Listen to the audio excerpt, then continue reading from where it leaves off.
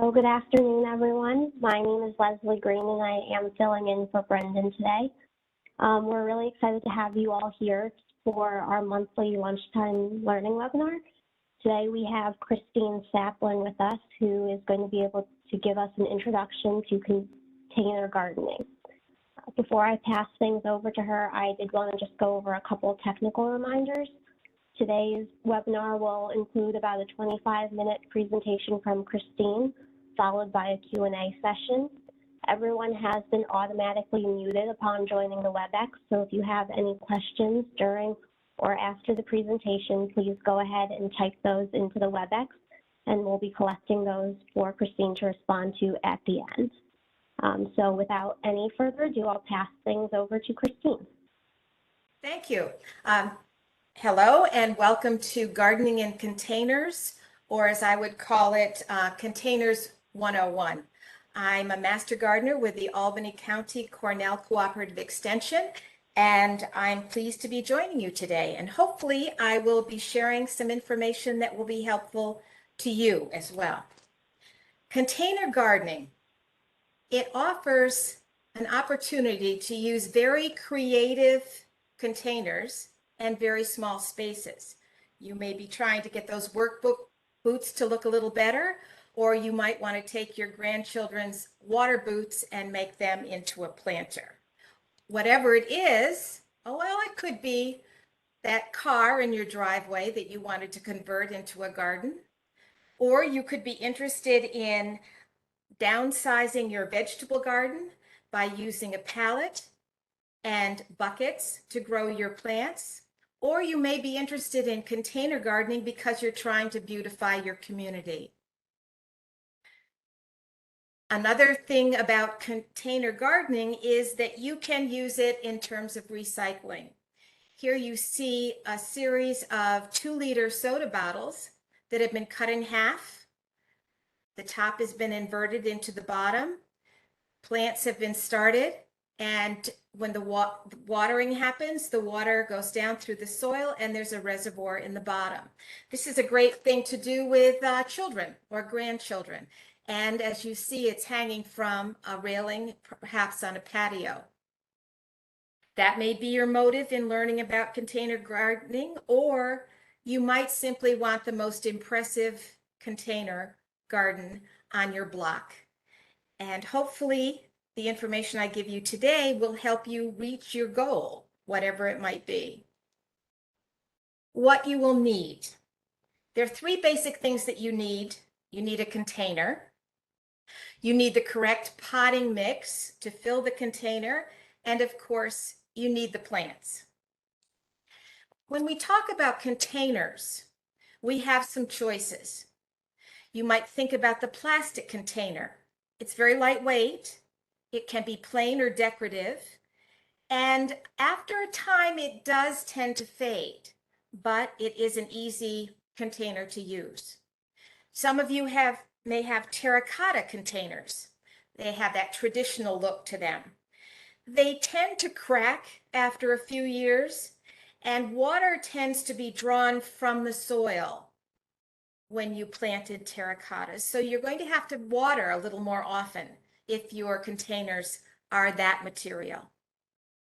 If you have a ceramic container, it holds the water better than the clay, and it might be a slightly more expensive.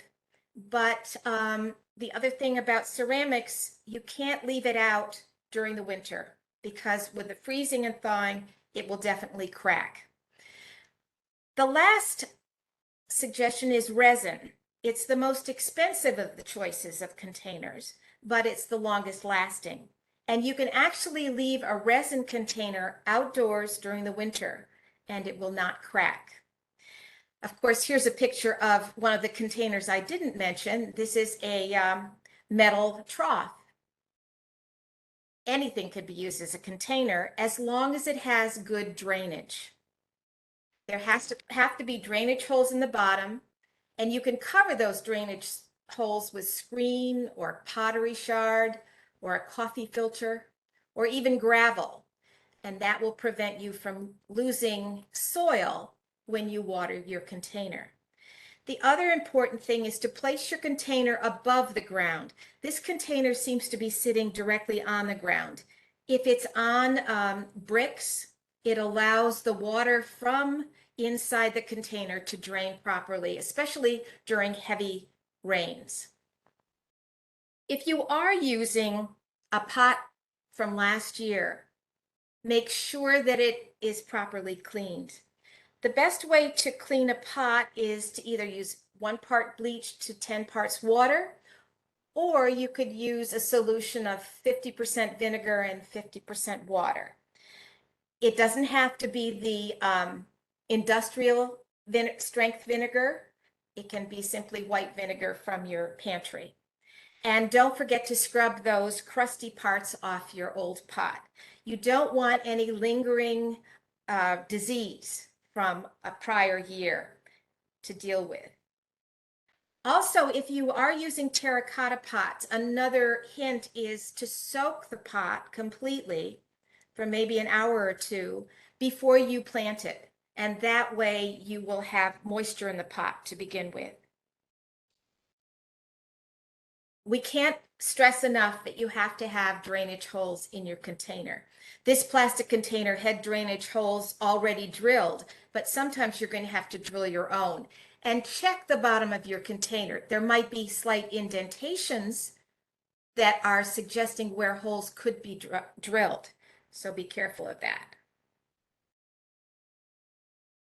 Now, what to fill your container with. First of all, don't reuse the soil that you used last year.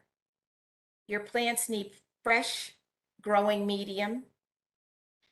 And when you select a growing mix, the potting mix is the best selection. It's lightweight and it's rich in nutrients. Some potting mixes even have fertilizer mixed in. Don't try to dig up garden soil to put in your container. It's too heavy. The heavy garden soil compacts the roots of your plants, and those roots need air. So they need a lightweight potting medium. When you're looking in the store, make sure that you read your label. This is potting mix, not potting soil. Potting soil is heavier than potting mix. And potting soil is actually best for indoor plants. So if you're doing an outdoor container, try to find potting mix. And you also have to keep in mind, if you're planning on planting succulents, you're going to need a potting mix that has a lot of sand in it. If you are planting orchids or tropicals, you're going to want a mixture of bark in the potting mix. If you're planting vegetables or herbs in the containers, avoid any soil mixes that contain pesticides. You don't want the chemicals to leach into your vegetables. Bagged topsoil and compost are cheaper, but reserve them for working into the ground as opposed to the pots. There is a suggestion to add some compost when you're planting, but not complete compost in your container. And in a pot where watering happens often, the plant roots need to fill the container. So that's another reason why you need the potting mix, not the potting soil. Once you have your potting mix, well, maybe I should start with suggesting something that I've done in the past that maybe some of you have done as well. You get excited about filling your container, you fill it up with potting mix, you put your plants in, and then you try to lift that planter to put it in the proper place, and it is too heavy to lift. We suggest then, in order to make it more a lighter weight, that you try to fill 1/3 of your container with a light material. That light material could be pine cones that are in a net. It's important to put them in a net bag so that you can remove them easily at the end of the growing season. Or it might be pine bark nuggets. I used to use the pine cones, but I found the pine bark nuggets to be very good. They give a lot of air circulation to the roots of your plants. And after you're finished at the end of the growing season, those nuggets are compostable. So you can put them in your regular garden, or you can let them go biodegradable in your compost heap. Planting peanuts are sometimes used by people. Again, I suggest that you enclose your packing peanuts in an onion bag that you might find in the grocery store. Before you fill your container, you want to use either pottery shards, or I use coffee filters. I take one coffee filter and put it at the bottom of the container, covering those holes so that you don't lose your soil when you're watering. Sometimes you can also add, or you want to add, some moisture crystals when you're mixing your potting mix. The other thing to remember, moisten the potting mix before you put it in the container. Use quite a bit of water to get it nice and moist, because as you know, with a dry sponge doesn't absorb as well as a wet sponge does. And if the potting mix is moist, it will ensure that your plants are going to be able to absorb the water that the potting mix has absorbed.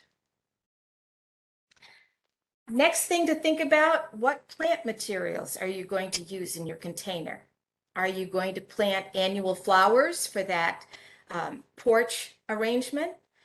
Are you going to plant herbs or maybe vegetables? Flowers, the annuals are the best to give you all around, all season color. So looking for annuals that will give a pop of color is always a good idea. When you're selecting your plants, you're going to be looking for, well, you're going to have to keep in mind the site of your container. Is it going to be in the sun? Is it going to be in the shade, or is it going to be in partial sun? That is extremely important because you're looking for plants that will thrive in those particular conditions. When you go to the garden store, please read the information carefully on the tags in the plants. As you can see here, the 4 plants that are selected require full sun. So if you're planting a container that will be in the full sun, you might want these specific plants. Sometimes the information is very easy to find on the label. Sometimes you have to read the fine print, and other times you have to look in a different area to find out what the culture is or the requirements are. Turn that light off for a minute. Okay. When you select the plants, you're also going to look for different textures to make your container interesting. When the plant label says full sun, that refers to 8 to 12 hours of direct sunlight. If the label says part sun, 4 to 8 hours of direct sunlight. And shade, 2 to 4 hours of early or late sunlight, either early in the morning or late in the afternoon. There's a specific anatomy to a successful planter that you're going to want to be the talk of the neighborhood. You want to have a thriller, something that draws the eye to the container. You also need a filler plant or two, something that will fill between the edge of the planter and the tall plant that you have in the back. And you also are going to be looking for a spiller, plants that drape or spill over the edges of the planter and soften those edges. When you're dealing with a thriller like this banana canna or this coleus, you might want to add the begonia as the filler. And the number of begonia plants you add depends on the size of your container. For a spiller, this is dichondra and this is verbena over on the other side. You probably want between 1 and 3 plants for a spiller in your container. Annuals that do well in containers in the sun, grasses and tall plants as thrillers. For fillers, Angelonia, Dusty Miller, geraniums, marigolds, petunias. Spillers, you want a licorice vine or Swedish ivy. Sweet potato vine is very popular as a spiller. If you use creeping Jenny, beware that creeping Jenny, when it touches the ground, will stay on the ground, and it will be something that you will have year after year if you don't pull it out. I can say that from experience. Here are 2 containers. Here's your thriller, the snake plant in the back, which we consider sometimes as a house plant. Yes, you can use those in your outdoor containers. Here we have the beautiful verbena again and some begonias. Verbena again draping down. Here's a hibiscus standard plant, and in the corner down here we have a begonia, and this is flowering maple, a boutilon, which is an interesting spiller. Another planter, and this one is container, and this one is using trumpet vine, which is a perennial. Here's some coleus and calibrachoa on the bottom, so that you have many, many choices. If your container's in the shade, you will probably looking for thrillers like elephant ears or caladium, Hawaiian tie plant, ligularia. Your fillers can be begonias, coleus, impatiens, lobelia. You'll also see Turanian in a minute. It's the wishbone flower. And for your spillers, always wave petunias. And again, the sweet potato vine will grow in both sun and shade. Here's a shade planter. Hawaiian tie plant, Black Magic is the thriller. Impatiens, Butterfly Deep Pink is the filler. And your wishbone is going to be the spiller on the bottom. Or in this case, it might just simply soften the edge and not go down as we saw the verbena in the previous slides. Here's the coleus with wax begonia as the filler. So you have many options, and it's sometimes helpful just to look at magazines to see about different planting combinations. When planting the container, arrange your plants in the container as you think they look best. Then the next thing is to remove each plant from the container that you bought it in. You need to tease the roots. The roots need to be spread apart. They've been confined in that small pot in the nursery or store where you bought the plant. So you need to tease the roots out. And this is something you should do for any plant, whether it be a house plant that you're planting or a plant that you're putting in the ground or a plant in a container. Once you have all the plants in the container and you have topped off the soil, it's important to water them in. Now, to help your plants thrive, you can use fertilizer. If you fertilize every other week with a 20-20-20 water-soluble fertilizer, your plant should be very happy. Since potting mix has very few nutrients, I know that some potting mixes now say that they have fertilizer in them already. That may be your choice. And you have to remember that watering often washes away any of the nutrients that the potting mix has to begin with. A 20-20-20 means that it has equal parts of nitrogen, phosphorus, and potassium in the fertilizer. You may want to think about a slow release fertilizer like Osmocote, and that could be added when you're mixing up your potting soil as you're planting your container. Watering. Pots dry out very quickly. Some pots need to be watered every day. To lessen the task of watering every day, you might be thinking about adding water retaining crystals, which you can buy at the gardening store, that again could be mixed in with your potting mix as you plant the container. You could huddle your pots in the afternoon if that makes it easier for them to share moisture. Sometimes afternoon shade will help. And I know it says use self-watering pots, but I honestly have had no success with self-watering pots. So I have given up on them, but you may find you have success. When you're watering, try to water in the morning. So the plants and the leaves of the plants have a chance to have that moisture evaporate during the day.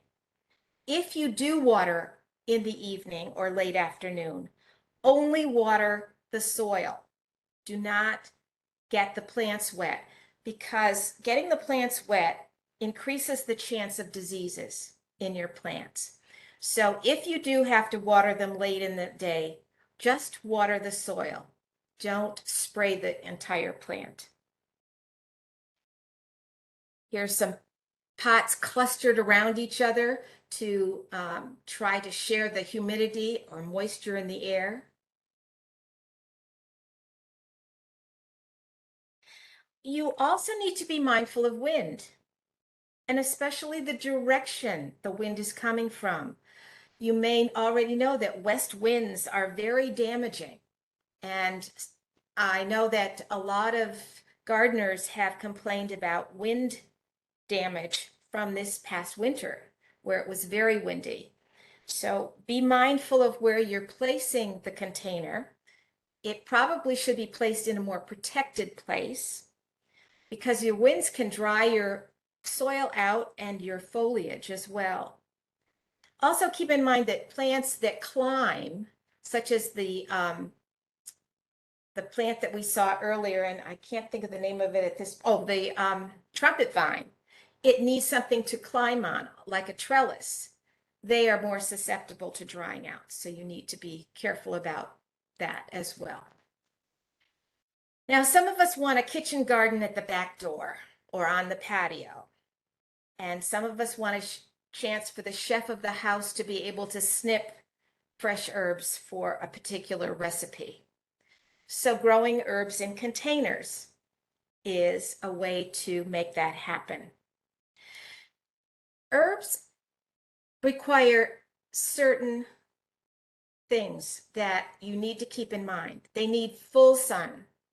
They do not do well in partial shade or shade.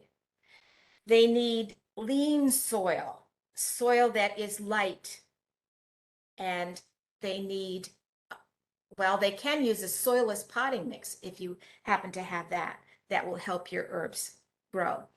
Herbs can be overwintered outdoors if there's enough soil, if there's at least 5 gallons of soil in the container with the herb, and a plastic pot would be best for an herb to overwinter outdoors.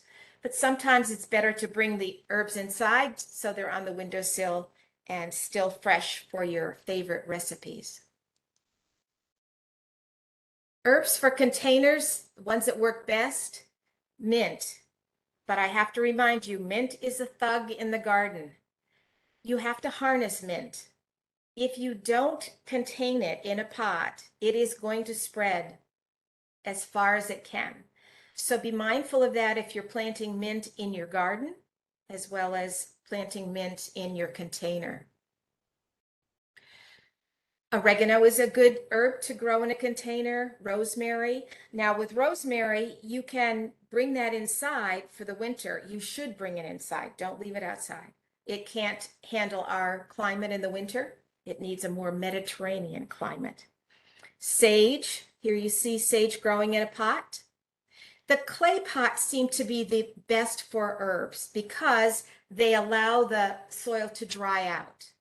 And herbs don't like to have wet feet. Basil's a good one to grow in a pot. And remember to pinch out the top of your basil so that the plant gets bushier. We have chives, cilantro. You can see a number of pots of herbs gathered together in these pictures. And again, it's mostly terracotta pots.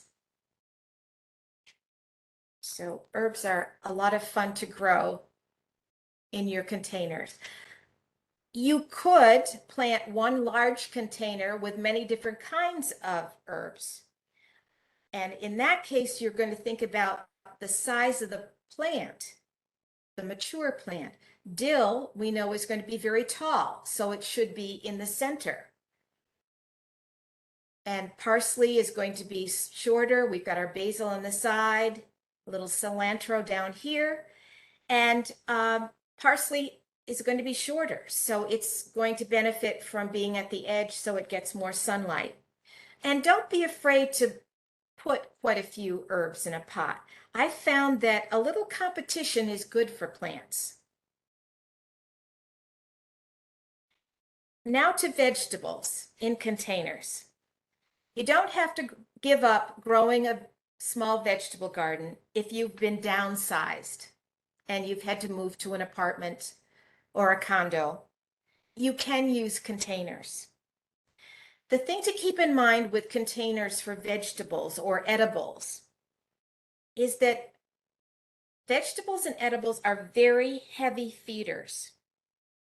So this is where we need to mix in some compost when preparing the potting soil.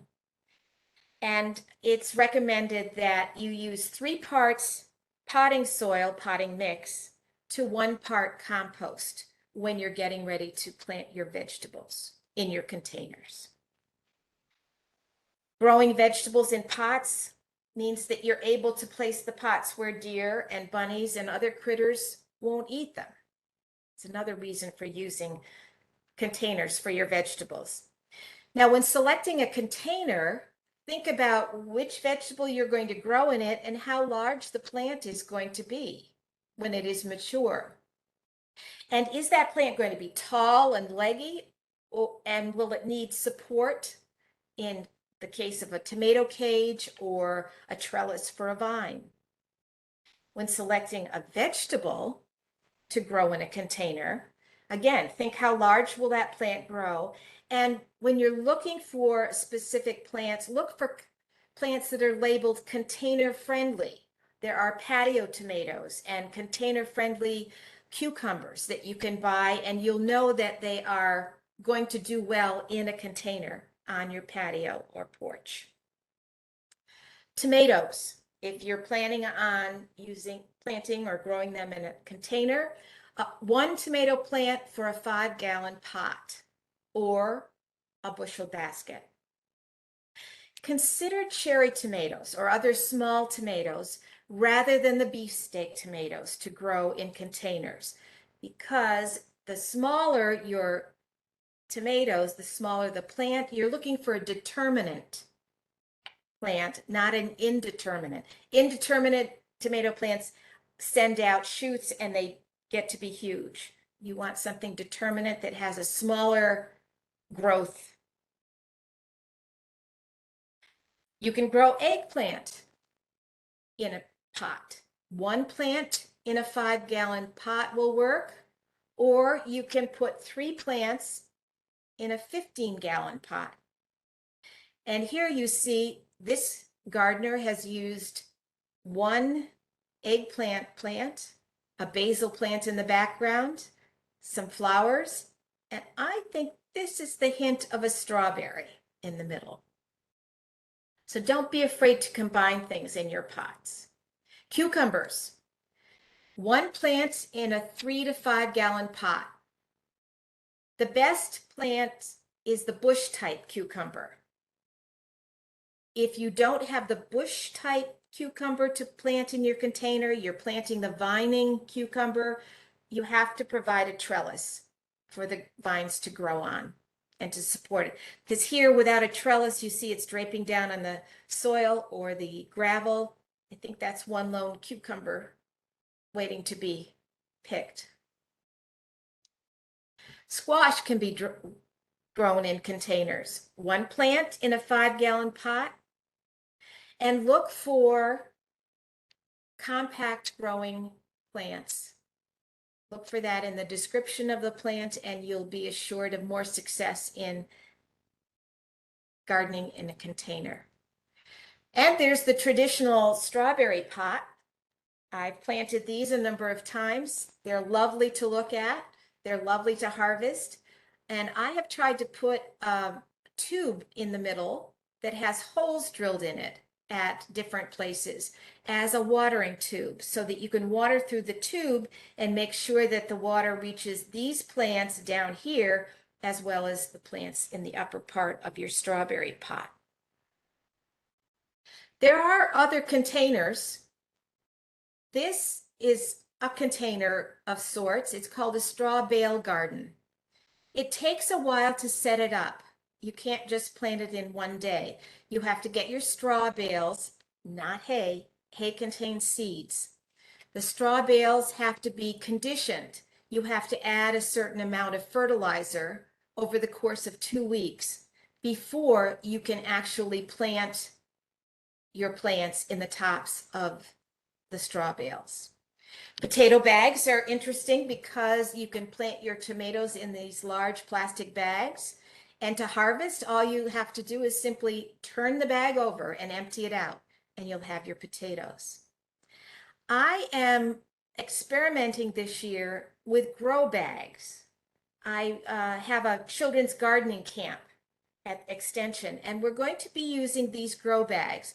I wanted to use them because there's a flap here that can be lifted up so you can actually see the roots of the plants. And I thought that would be a great idea for children to see what the plant is doing under the surface of the soil.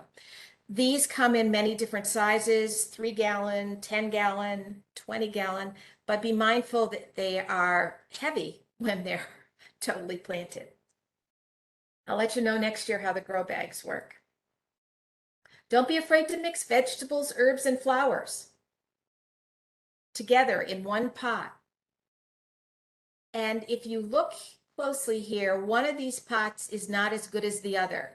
This is the better pot because it's up on bricks off the ground. This pot is not. So if there's a heavy rain, the water's not going to be able to drain out. It's going to be kept in the container, and we don't want that. If you're looking for a selected list of vegetable varieties, there is a website, and it's through Cornell University, vegvariety.cce.cornell.edu. And if you're interested in help from master gardeners in terms of answering your gardening questions, we do have a hotline Monday through Friday from 9 a.m. to 3 p.m. So you can call this number and ask your questions of a master gardener. If you're not able to call, you can email us questions at albanymg@cornell.edu. And I invite you to visit our website, www.ccealbany.com, where you can find information about events and workshops that are being held on gardening. We are trying to be as accessible as possible. Some reminders. Choose your pot well. Remember that drainage. And choose a soil mix that will be lightweight and porous. Choose the right plants for the right place. Water when needed. And you can use a water-soluble 20-20-20 fertilizer every other week. And don't forget to groom your plants. Deadhead them. They'll blossom more often. And make sure you're checking for any unwanted guests or insects. If you do find insects and you want to know what they are, that's the time to call the hotline or send an email to the master gardeners. But most of all, what I want you to remember is to have fun when you're planting and enjoy growing things in containers. And that is my presentation. And I think there is a handout that's going to be made available. It's called Vegetable and Herb Gardening in Containers, and that should answer some more questions that you might have. I think it's time for Leslie. Yeah, thank you so much, Christine. That was really informative, and I'll definitely be taking some of those tips myself. Before we get into the Q&A, you did mention that we have a handout that we'll be able to share, but we did get a fair number of questions as well as to whether the slides will be available to share. The PowerPoint, would that be the PowerPoint? Yes. Okay, I think that's something that you've recorded, so it's going to be available, correct? Yep, that's correct. We do have the whole session recorded, so that will be up online, and then we'll send out that handout as well. So we can just touch base offline, perhaps, whether there are any portions of the PowerPoint slides that you might be willing to send out with that as well. Okay. But yep, this whole presentation will be available for folks to download and review on the OGS website. So I'll have Brendan send out a notification once that's available. Our first question here, and we'll just go in the order of when things came in. This person has squash and cucumbers in containers, and they're wondering what they can do about cucumber beetles. Cucumber beetles. I'm trying to remember off the top of my head, there's a companion plant that discourages cucumber beetles from the cucumbers, and I believe it's petunias. I am not totally sure, but that's my first reaction to that question. Cucumber beetles, you can pick them off if you find them, you have an infestation. They don't come off the plants as easily as aphids do. Aphids, you can just spray with water and they will leave your plant.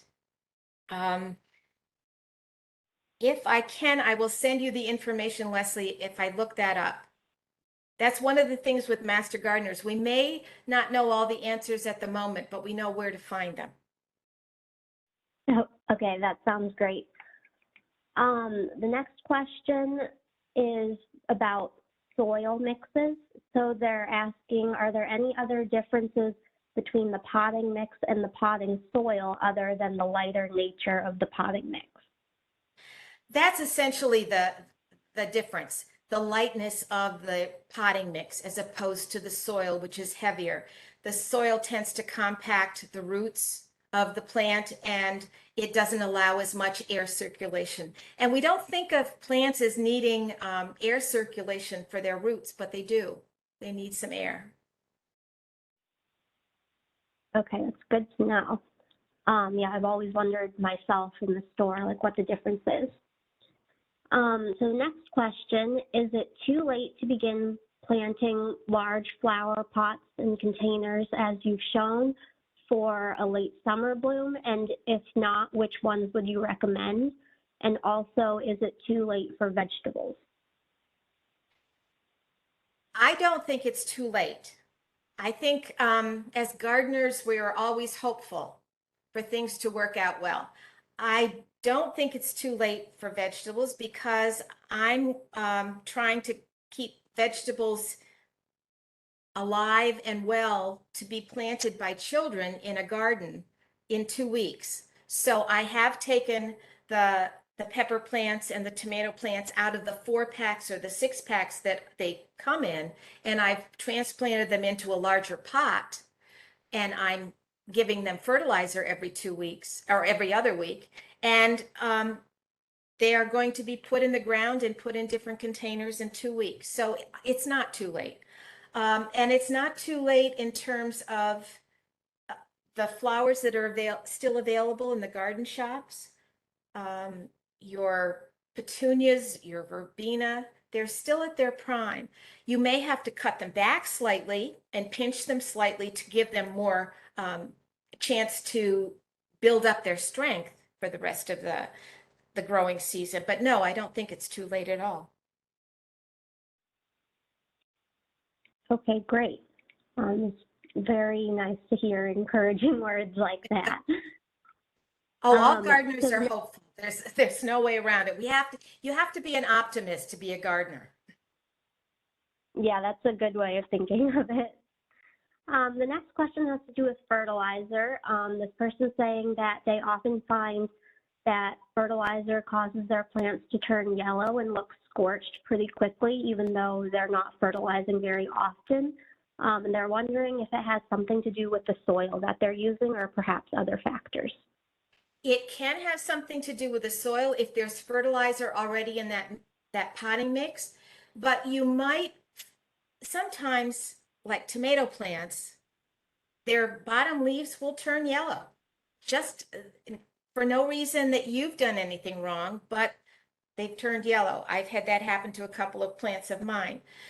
As far as the fertilizer, if you dilute it to a gentler strength, I think you will find that the yellowing disappears and you won't have that. What I found to be very dangerous is when planting a container and putting fertilizer directly into the potting mix.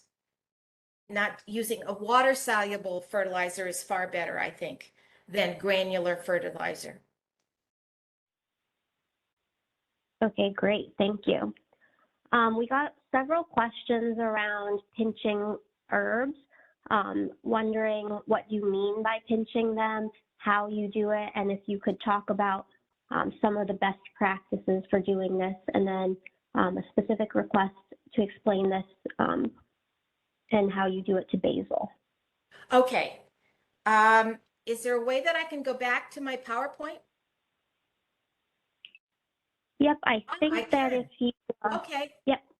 I'm going to go back to, it's much easier to show you with a picture.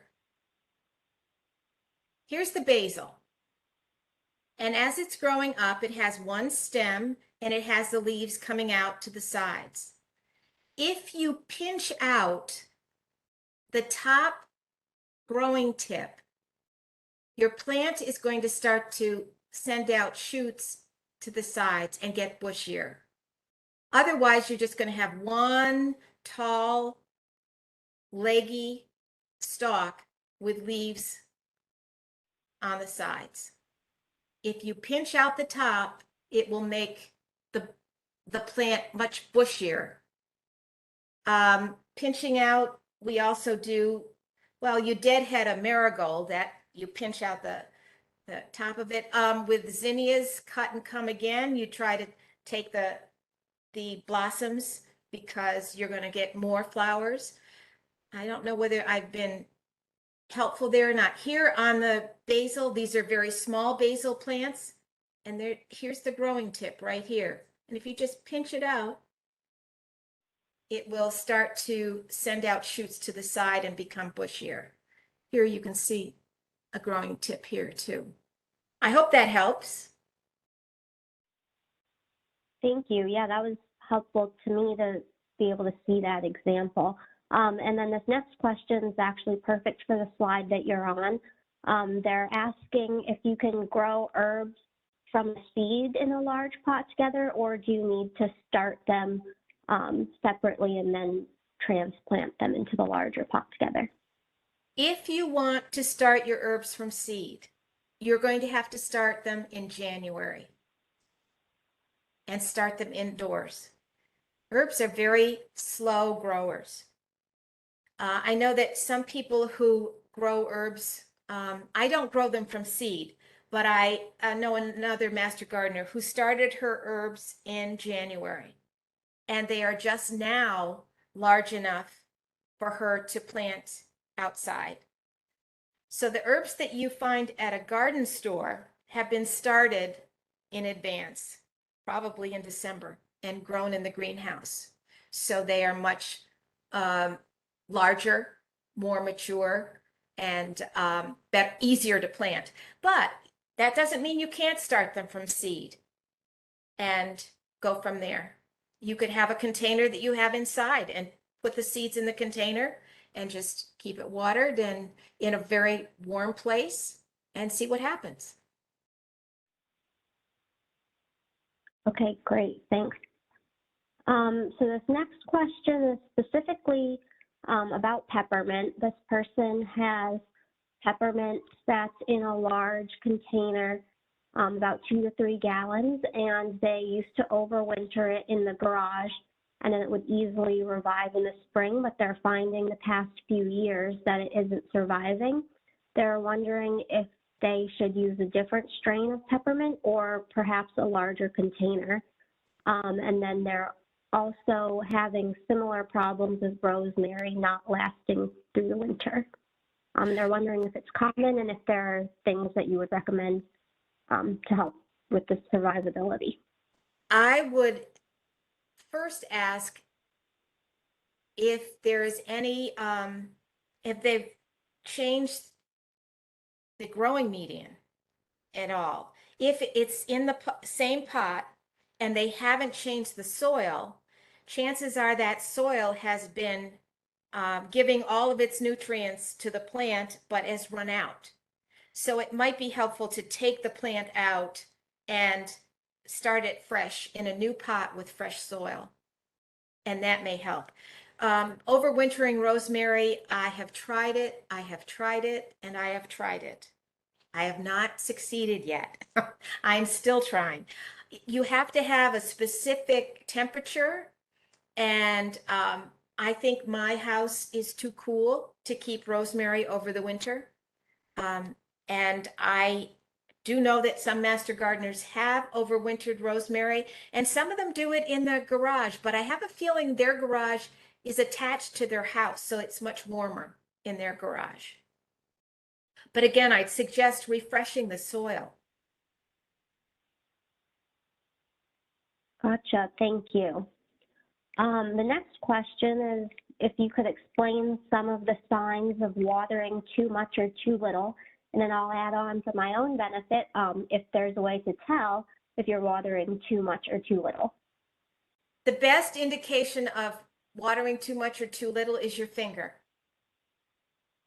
Put it down into the top of the pot.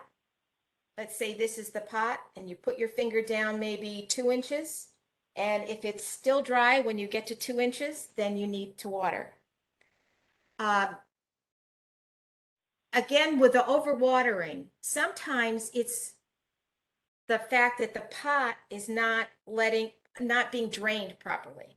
So check to make sure you've got drainage within your pot, whether it be pine bark nuggets or shards of pottery, something that will allow the water to drain through the pot and be released. Otherwise, it's going to be in standing water, and that's not good for any plant. Yellowing is an indication that the plant has been has had its roots in too much water. It can droop in some cases, and in some other cases, overnight, it can just be gone. So the best indication is the finger, and put it in and test your soil. Thank you, that's really helpful. We have a bunch of questions coming up around dealing with various pests. So the first one, actually this first one is whether they should prune suckers off tomato plants. I tend to prune them off because I want the stem to be very strong, and I don't want those suckers taking any nutrients away from the plant. So yes, I think it's a good idea to trim those suckers out. And if anybody doesn't know what a sucker is, it's hard to tell here. On a tomato plant where the leaves come out, sometimes there's a small leaf that grows in what I'd call the elbow notch of the main stem and the leaf stem. And that, if you pinch that out, that helps the plant stay strong. Okay, thank you. And then we have a couple people wondering how you can get rid of stink bugs in the soil, and then also Any tips for protecting your plants from deer? Ah, two very, two very difficult questions to answer because the deer are browsers. Your garden is their salad bar. I try to put plants that are prickly or fuzzy around the exterior of my garden, my small vegetable garden, because they don't like that texture. There are certain plants that are deer resistant, and on your growing information on your plant um, label, look for deer resistant, and that will help in terms of selecting plants. But deer, they love to browse, and they might eat something that's is deer resistant, but they just had to taste it anyway. So it's very discouraging. And I have also used fishing line about 6 feet high, maybe 5.5 feet high. I put a band of fishing line around my garden, and then I put another band about a foot high so that the deer would touch that as they put their head over to try to eat something, or their leg would touch it, and that would discourage them. But it's very difficult. That and chipmunks. I wish I had the magic answer to getting rid of those problems. As far as the stink bugs, they don't hurt your plants. They're unfortunate because they're all around, and they're usually living in your window casings. If you find that little, what looks like soft shredded wheat in your window casings, that's where the stink bugs are living. We have to have And challenges. yep, exactly. Um, Similarly, someone's wondering if you have tips for starting seeds indoors when you might have pets like cats or other animals that like to get into your plants. Aha. Yes. One suggestion that I have seen, but I haven't used, there is the plastic trays that plants come in. They're not the solid trays that hold water, but they're the trays that are a grid that hold pots of plants. If you invert those trays over the top of your seeds as you're starting them, it's more difficult for the pet to browse. And it's also a good idea to put them out of the reach of pets if you can. I know I started some tomatoes this year, and I started them in my cellar, and I had them up on a big table, and luckily the cats were not interested, but it's a challenge sometimes. Or you might want to put a plastic laundry basket, invert it over the seedlings, and that might protect them from cats and pets. Yeah, that's a really good tip.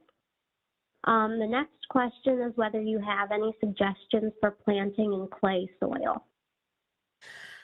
Clay soil. It is a challenge, and I do have clay soil. Sometimes amendments will help with the clay soil. Sometimes if you add peat moss or potting mix in with it, sometimes that will lighten the clay. It's a challenge, but I found that also mulching my garden has helped because the mulch, and I use pine bark mulch and pine chips, they tend to break down, and that helps. When you turn that over, it helps kind of lighten up the clay soil. Okay, The other thanks. thing to do is to get your soil tested. If you're not sure, if your plants are not growing well in your garden soil, have the soil tested. And there's information on how we can test your soil on our website. And you can send us a soil sample or drop one off in Voorheesville, and we will test it and tell you the pH level, which will indicate whether it's good for a lawn or good for a garden, or it's a problem and you need to add something to get the pH either higher or lower. Okay, great. Yeah, I didn't know that was actually an option. Yes, it is. We just have a couple questions and just a couple of minutes left. The next one is wondering how to prune potato plants when you harvest them. How to prune them when you harvest them. That, I'm not sure I understand the question. I've always, in the few times that I've grown potato, are we potatoes or tomatoes? It says potato, but maybe it's All right, supposed to be potato with a tomato. P? Yeah. Okay. The potato plants, you wait until they've fully blossomed and they've fully grown before you can actually pull them out and get your potatoes. The plant goes when you harvest. You don't save the plant for another round of potatoes. Is that? Yeah, that's. Okay, that's helpful. And then our last question here is how do you become a master gardener? Oh, well, first of all, you have to have the desire to be involved in volunteering to help with community gardens or garden education.